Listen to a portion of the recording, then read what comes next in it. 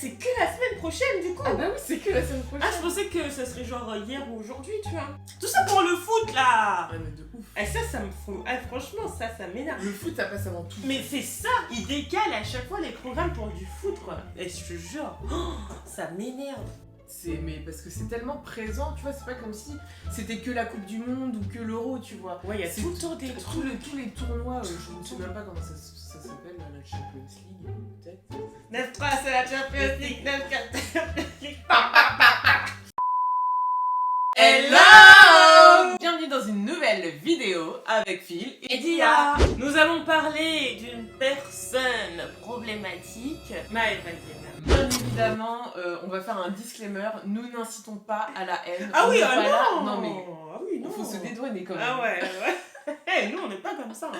Non, voilà, on n'incite pas à la haine, on va juste dire ce qu'on pense des propos qu'elle a pu tenir, surtout les derniers propos, bah voilà, que tout le monde a un petit peu entendu, parce que ça fait un petit peu le tour de la toile, et c'est ça qui est inquiétant. Chacun a le droit de donner son avis, mais on veut pas qu'il y ait... Dans le respect voilà, et dans la bienveillance. Voilà. Ces dernières semaines, nous avons eu la mère Guénam qui a fait parler d'elle, indiquant que voilà, sa minette en tout cas ressemblait à une minette d'une gamine de 12 ans et que sa chatte était parfaite. Oui, la meuf n'a pas de minette à chatte. Ok, il n'y a pas de transition. Et que sa minette était parfaite car elle n'avait pas les lèvres qui dépassaient. Vous comprenez par conséquent que c'est problématique étant donné la visibilité que la mère Guénam a sur son Instagram et aussi étant donné la jeune audience qui peut être amenée à la suivre. Voilà, ça va pas du tout. Non mais moi je me souviens, quand j'ai vu la vidéo, déjà je trouvais que ça faisait hyper pervers. T'avais le mec assis dans son derrière, fauteuil. tu sais, tu dis what, mais attends, toi t'es médecin. Enfin moi je me dis t'es médecin, tu demandes, tu peux, enfin bon moi je suis contre mais ça, après, mais faire la pour moi il y a promotion de la médecin, il y a médecin, il y a chirurgien. Non, il y a médecin, il y a chirurgien, Non mais il y a déjà chirurgien normalement t'es esthétique. censé avoir une éthique, peu importe, t'as fait quand même des études de médecine, Oui. tu vas pas charcuter des meufs sans avoir fait d'études de médecine, enfin t'as un diplôme, ça veut dire que je sais pas, t'as des valeurs. Non, t'as juste des connaissances. C'est tout. Non mais promouvoir des trucs comme ça, enfin moi je trouve que c'est grave quoi. Askip, c'est un gynécologue. Ah bah encore pire tu vois. Mm. Enfin je suis désolée mais un gynéco il est là pour te faire t'accepter aussi, enfin il voit des minous toute la journée.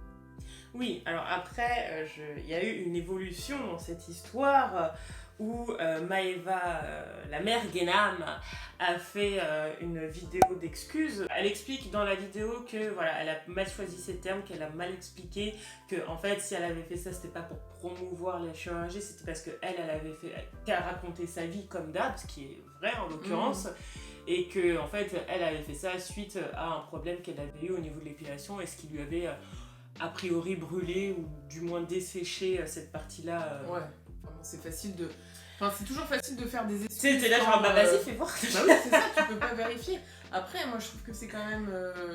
Enfin quand t'as une voix comme ça, quand t'as autant d'abonnés sur les réseaux sociaux, enfin moi si c'était mon cas, déjà je serais une malade quoi. Je réfléchirais à tout ce que je dis pour brusquer personne, pour influencer, mais à mon sens, qui serait le bon sens, tu vois, mais pas sur des trucs comme ça. Il y a des trucs que tu dis pas. Moi, je pense qu'il y a des trucs que je dois sûrement penser qui disent pas. Je pense qu'il y a des trucs que je dois penser qui se disent pas, mais je le dirai jamais, tu sais, à la face. Oui, non mais oui. Mais après, c'est le personnage aussi. J'ai l'impression de me faire l'avocat du diable dans cette histoire, mais pour le coup, ce que tu dis, ça appuie peut-être sur un point, c'est bah du coup, est-ce que t'es vraiment toi-même sur les réseaux sociaux? En fait, le truc, c'est que bah, les gens, ils la suivent aussi pour ça, tu vois. Mais par contre, effectivement, sur ce terrain-là, il y a des moments où tu peux avoir des pots cassés et se retrouver dans des situations de merde comme ça. Après, moi, je mets plus en porte-à-faux pour le coup, dites en commentaire si vous êtes d'accord avec moi, mais je mets plus en porte-à-faux le gynécologue, comme tu dis, qui lui est censé être médecin et qui a signé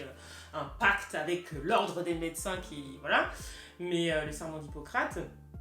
Mais elle, en fait, ça me surprend pas de sa part, tu vois. Non, après c'est grave. Non, mais c'est hyper grave. C'est grave, c'est clair et net parce qu'elle influence plein de jeunes filles. Mais effectivement, comme tu dis, elle a peut-être vu une brèche. Ah quoi, tu vas me donner 10 000 € si je promouvois ce truc-là, ou alors tu vas me faire toutes ces séances-là gratuites. Parce que même si tu as beaucoup d'argent, bah tu grattes toujours derrière l'argent. Et des offres. Tes revenus, quoi. Oui, ça fait partie des revenus, mais bon, je pense que ça va, elle est pas... elle est à l'abri du besoin, quoi. Clairement, Et puis, l'argent, du coup, appelle tu la dis, main. ah bah vas-y, ok, pas de problème, bah vas-y, je le fais, tu vois. Mais ouais, je pense qu'effectivement, c'est quelqu'un qui réfléchit pas, mais au bout d'un moment, tu vois, quand t'es dans plein de polémiques, etc., il faut que tu sois encadré, quoi. En fait, ce qui est problématique avec elle, c'est qu'elle est très axée sur le physique. Son physique c'est parle ça. de lui-même. Et que même pourquoi je dis les anges, dans les Marseillais, elle passe son temps à tacler les gens Ouais, sur toujours. le physique. Tout le temps, tout le temps, tout le temps. Et c'est ce qui est problématique, c'est que, en fait, grand bien lui fasse qu'elle fasse ce soin. Moi, je ne lui reproche pas de vouloir prendre soin de sa minette, comme elle le dit. Ce qu'on peut lui reprocher, c'est le fait de potentiellement donner des complexes aux gens. Et aussi, après, bon, c'est la société qui l'a formée comme ça aussi, mais, Oui, mais de véhiculer cette injonction encore de faut tout le temps être parfaite, attention parce que voilà, en gros, si vous avez, j'en sais rien, des grosses lèvres, bah, votre chatte elle est pas normale, si votre peau, je sais même pas ce qu'elle a fait sur sa chatte. Oui, non, mais en fait, elle a même pas dit, elle a sorti une vieille excuse. Elle était là, c'était quand même la rallye africaine. Ça fait pas ce qu'elle avait fait déjà. C'est même pas. Je suis sûre qu'elle a même rien fait. Je pense que elle est allée peut-être chez son gynéco qui a dû lui dire ah bah vas-y. Je fais un nouveau parce que soin. gynécologue aussi, ça vérifie les seins. Enfin, elle s'est fait refaire les seins à plusieurs reprises. Donc forcément, il y a sûrement un suivi, j'imagine. Donc bah, peut-être que le mec il lui a dit bah tiens, est-ce que je fais ça, c'est un truc nouveau, je le fais. Est-ce que tu peux en parler? Je pense pas que le public de Maëva Guénam, ça soit des personnes qui ont 50-60 ans et qui veulent. Je sais pas, retravailler leur minou, tu vois. Non. Mais bon, là, en fait, c'est... Parce qu'une personne... je dis pas que les personnes de 50 ans doivent refaire leur minou. Je dis juste qu'une personne de 50 ans, c'est quelqu'un qui réfléchit et qui a plus de recul, en fait, pour prendre ce genre d'informations. De se dire, bah, si t'es pas à l'aise avec ton minou, bah, pourquoi pas, ça peut être intéressant. Moi, personnellement, je savais pas que ça existait. Peut-être que dans l'avenir, si un jour, je sais pas, je suis pas à l'aise, peut-être que je le ferai. On sait pas ce qui peut se passer dans la vie de notre minou. Donc, c'est bien d'avoir les informations. Mais par contre, bon, c'est vrai que de comparer ça à un minou d'une fille de 12 ans, c'était la phrase déjà de trop, je pense. Moi, c'est ce qui m'a le plus choqué oui, je pense que les jeunes filles vont se dire faut que j'ai l'air d'être jeune de partout, donc ça va engendrer encore plus de choses. C'est ça, de stress, quoi. De charge mentale, si on peut appeler ça comme ça, de complexe, quoi. Moi, je vais pas parler du physique de Maëva Guénam, même si j'en ai très envie, je le ferai pas.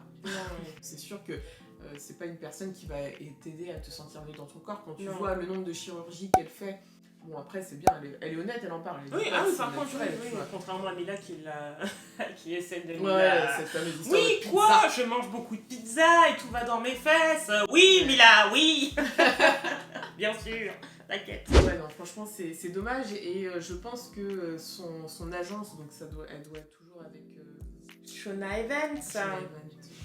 Il y a plein de personnes qui quittent Shona Evans en ce moment d'ailleurs. Magali Berda, elle va vraiment les voir chacun les uns les autres. Donc après, est-ce que c'est une stratégie aussi pour garder ses clients? Je ne sais pas. Très certainement, ouais. Je pense aussi. Je trouve que c'est dommage qu'elle contrôle pas plus l'image de Maëva Guénam. Parce que vu toutes les polémiques sur lesquelles elle apparaît... Mais en fait... Oui, est-ce que c'est une stratégie aussi de communication pour rester tout le temps? Mais là, sur le devant de la scène et pour promouvoir à chaque fois, tu sais, les Marseillais. C'est-à-dire que, ah oui, il y a eu ça, ah, il y a eu telle embrouille, ah bah, peut-être que du coup, ça va se ressentir sur les épisodes de machin, tu vois. Regarde toute l'histoire de Carla avec sa sorcellerie. C'est toujours au début, en comme début par hasard, de saison. Voilà, c'est ça, tu vois. Donc je pense que ça la dérange pas plus que ça, au contraire, tu vois.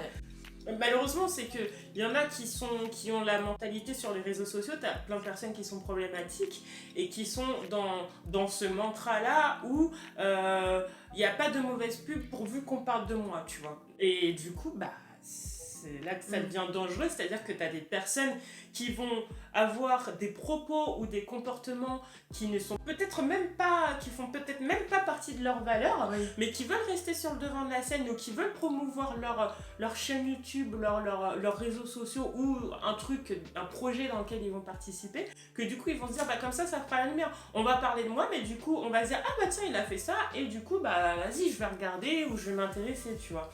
Donc je pense que c'est pour ça que Magali Berda, pour revenir au sujet initial, les laisse en roue libre.